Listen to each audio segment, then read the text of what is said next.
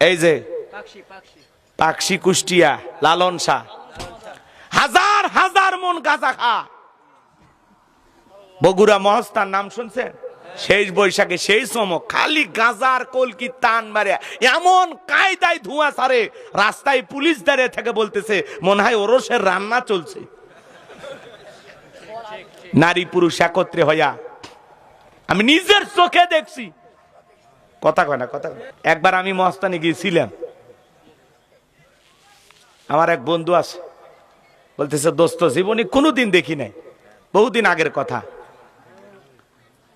কথা বোঝেন নাই তো, বলতেছে চল দোস্ত একটু দেখি ঘটনা ওরা কি করে, একটু দেখি। তখন যায় দেখলাম বাপ রে বাপ, দলকে দল 20 জন 30 জন মিলে এক জায়গায়, একজন কলকির টান মারে আর একজনকে দেয়, আর একজন খায় আর একজনকে দিচ্ছে। আমি বললাম এগুলো কি খাচ্ছেন? কয় সিদ্ধি খাচ্ছি। সিদ্ধি খাইলে নিজে পবিত্র হয়। গাঁজা খাইয়া বলে পবিত্র হয়, আছে না নাই? গাজার কলকির টান মারিয়া ধুয়ে সেরে বলতেছে কয় আমি এখন বিমান চালাচ্ছি।